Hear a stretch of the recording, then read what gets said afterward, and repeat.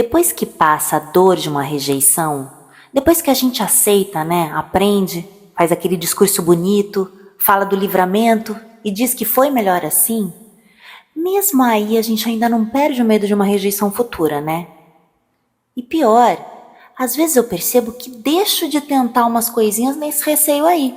Vocês não? Sei lá, de repente ficar protegido, só interagir com crianças e cachorros onde o mundo ainda é mágico. E aí eu fico confusa, porque eu achava que toda experiência trazia preparo. Mas aparentemente, às vezes ela só traz gatilho. Será? Desocupamente. Virar adulto é acumular rejeições. Vocês já repararam? No desenrolar das coisas, o não tá garantido. Às vezes um não atrás do outro parece um tapa na cara. Tem um quê de humilhação que te faz questionar. Será que a vida é um treinamento do BOPE? Porque nem sempre foi assim. Teve um momento da vida que a gente achou que o mundo era nosso, que era soberano, prioridade total. Faz um pouco de tempo. Foi quando a gente era bebê e não falava. Lembra? A gente fazia. Já adivinhavam. Ah, isso é fome. Agora é sono. Olha a manha. Dá chupeta pro neném chorar. E num passe de mágica, todas as nossas vontades eram atendidas. Ah, saudades do que a gente já viveu, né? Porque não durou muito. Passado o nosso tempo de glória, vem uma sequência de quem é você na fila do pão. Ninguém se importa. Ué, eu não era a coisinha mais importante, mais fofa e linda desse mundo? Vocês entenderam? Pois é, ninguém avisou. E é duro. É duro saber que nem todo mundo vai gostar de você, vai te escolher. E quando escolher vai ser bom. Ufa, até que enfim. Parece que isso se resolveu, adeus rejeição. Mas até quando, né? Porque o pra sempre, sempre acaba. Isso que me mata, essa falta de garantias na vida. Eu queria chegar num lugar e estacionar. Porque assim dá pra criar rotina, né? Ter agenda. É tão bom conseguir responder quando alguém te pergunta qual o melhor dia da semana pra você fazer algo. A gente consegue visualizar. Teve um episódio do Black Mirror, não sei se vocês lembram, que os casais, eles eram escolhidos pra ficar junto por um período pré-estabelecido. Então sempre que um casal se formava, eles sabiam exatamente quanto tempo eles iam ficar juntos. Podia ser 1 hora, podia ser 2 anos, podia ser 5 meses. E assim ia. E a princípio, essa ideia meio louca me deu uma certa calma. Você entender até quando uma rotina vai durar. Ah, isso me traz um pouco de paz. Mas depois eu lembrei daquela música. É tão bom se querer sem saber como vai terminar. Porque a previsibilidade também acaba com o encanto. Com o mistério, tudo vai virando um tédio. Então, no fundo, é bom saber que a vida pode surpreender. Isso que dá esperança, dá um pouquinho de motivação quando as coisas estão bem sem graça. O problema é que a rejeição é quando a vida surpreende pra pior, né? Então, vira e mexe, eu me pego achando realmente difícil aceitar que a incerteza é um fato e que dobrando a esquina, uma rejeição qualquer pode me mudar a rota. Porque saber disso não faz a gente acostumar, né? Quando a rejeição vem, você já sabe que é um fenômeno que acontece, mas não espera que seja bem na sua vez, é ou não é? A rejeição, então, sempre é um choque. É quase como a morte, que a gente sabe que vai acontecer um dia, mas quando fala disso, alguém logo diz. Credo, vira essa boca pra lá. Só que a rejeição é como morrer várias vezes e mesmo assim duvidar. Não importa se já foi rejeitado 30 ou 300 vezes, porque sempre, na próxima vez, ainda vai continuar pensando que Não, acho que agora ela não vem mais. E depois ainda, se vier, a gente também acha que vai tirar de letra, que vai ser bem tranquilo. Porque afinal já sabe que não é a primeira, nem vai ser a última, eu tô ligada. Mas sente como uma rasteira, fica completamente no chão. E é engraçado como nessas questões emocionais a gente se gaba muito de não ter mais 12 anos. A gente diz pro outro: Como assim você não sabe lidar com isso? Quantos anos você tem? 8? Só que começa a perceber que a vida é bem difícil, em qualquer idade. E aí eu percebo, Como algumas situações são mais arriscadas, às vezes a gente fica mais defendido, né? Fica mais reativo, mais atento aos detalhes, às entrelinhas. Vira um cristalzinho muito frágil. Porque também, peraí, na possibilidade de um soco da rejeição me atingir, eu preciso me proteger. Mas vai ficando totalmente maluco, com medo de tudo. Então eu acho bom a gente separar a rejeição por categorias, para entender melhor a nossa dor. Por exemplo, a rejeição profissional. É quase sempre um corte seco, sem chance de argumentação, de debate, de DR. É a primeira sensação de que o mundo é cruel. É uma rejeição, inclusive, que não te ensina nada. É só um lamento. E que vem com uma certa frieza, né? Às vezes vem com um e-mail padrão, automático. Um e-mail, inclusive, que não aceita receber mensagem de volta. Ou seja, não te dá chance, não te dá voz nenhuma. Não há nada que você possa fazer para evitar ou reverter. É um... Adeus, você pra mim agora é problema seu. Então, normal sentir uma dor misturada com certo ódio. Porque, sei lá, parece até maldade. Às vezes eu penso, será que eles sentem prazer? Então a primeira vontade que dá é de me vingar. Eu penso logo em eu vou subir, vocês vão cair. Mas só quem cai no choro sou eu. Mesmo porque, né, ter um trabalho deveria ser para sempre. A rejeição nesse caso traz indignidade. Porque como é que você paga as contas, sobrevive, come, pede um lanche, faz viagens, dá uma vida boa pros seus pets, sem um salário, sem uma renda, sem ter nascido herdeiro? Tá certo ficar revoltado e desesperado. Já a rejeição amorosa, ela cria cenários, né? A gente fica tentando reescrever o que foi, imaginar o que poderia ter sido. Ela pelo menos gera cena, gera debate, diálogos intermináveis. Gera até esperança de repente aquilo ter sido um mau momento e que tudo vai se resolver. Tem trilha sonora, rende assunto aonde quer que você vá. Quiçá é uma história para contar por uma vida toda. A gente conta, reconta. No começo a gente conta ali com muita dor, né? Depois achando até um pouco absurdo, digno de filme ruim. Depois aprende lá umas coisas, muda uns padrões e com sorte um dia ainda vai achar graça. Olha quanta coisa.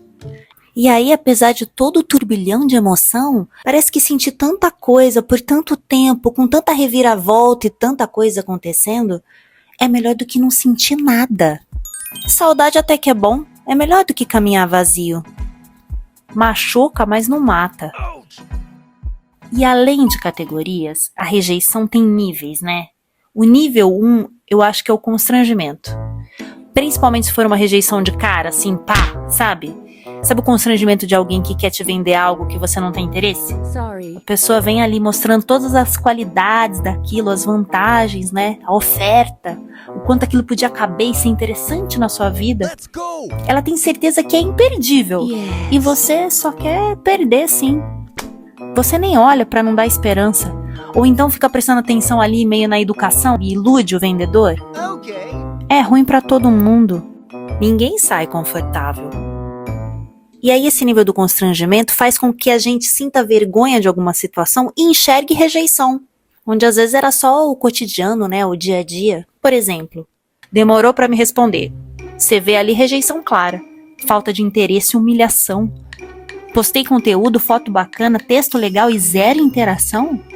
Essa é uma rejeição de falta de valor. Eu não sou aceito, eu não sou suficiente, eu não valho a pena.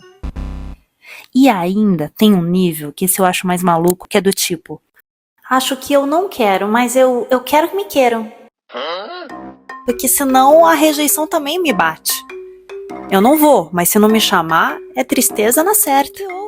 Eu não quero esse trabalho também, mas por que não me consideraram? Aquele ficante, imagina, futuro nenhum. Mas eu tinha futuro, né? Ele não viu meu potencial? Por que será, gente? Vocês também são assim, biruta da cabeça? Essa tem que tratar. Eu nunca parei de achar absurda essa sensação. Mas eu também nunca parei de sentir, sabe? Já outra coisa é a rejeição que vem depois de um tempo de uma aceitação maravilhosa. Sabe assim, depois de momentos de felicidade plena. É horrível. Porque, pensa só, num dia você é a pessoa mais especial do mundo. O sol, a musa. E no outro, foi rebaixada a um ser humano qualquer, igual aos outros.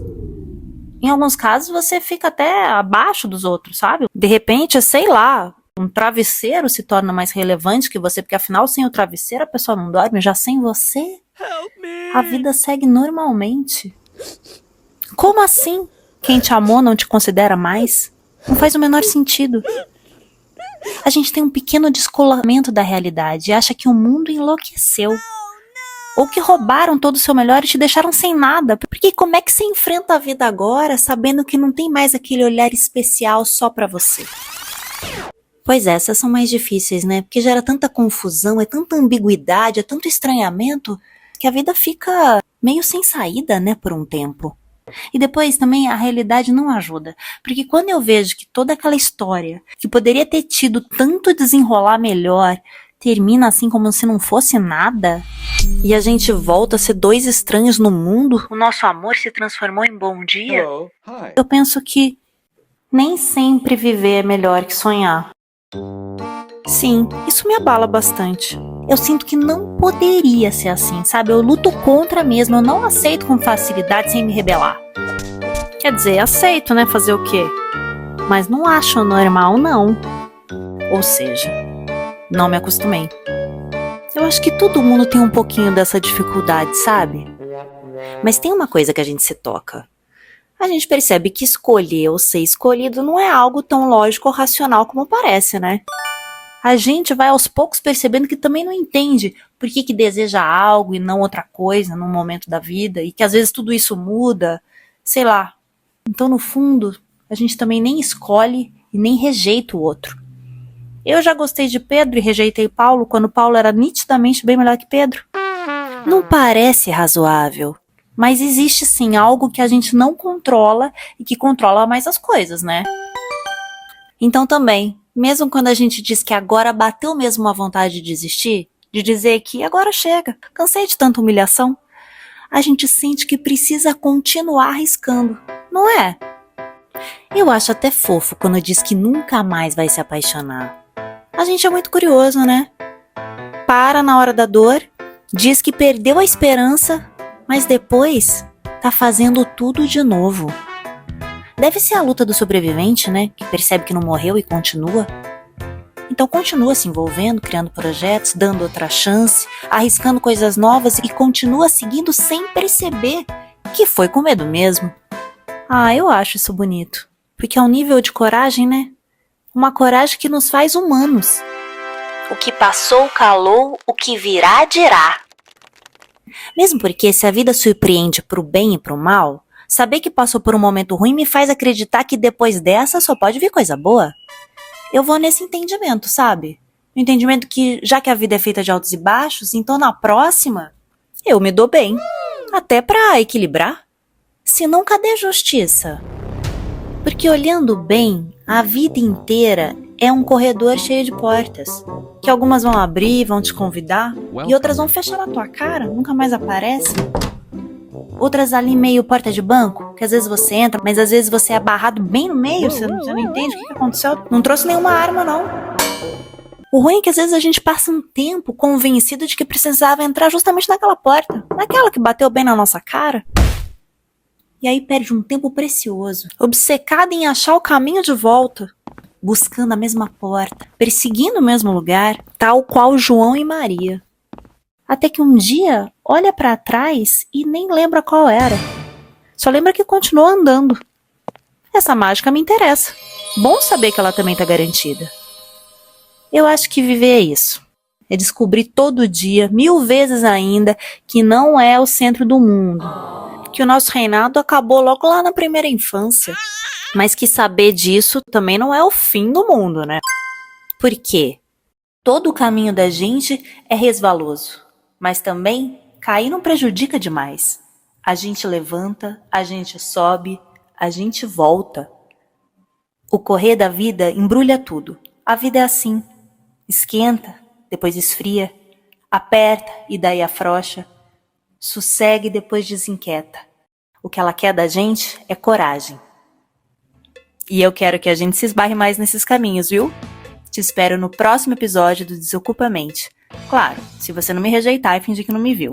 Esse podcast é um projeto independente e você vai ajudar demais se você puder seguir o canal e dar umas estrelinhas, para eu continuar trazendo mais reflexões e a gente fortalecer a nossa base. Um beijo. Desocupa a mente.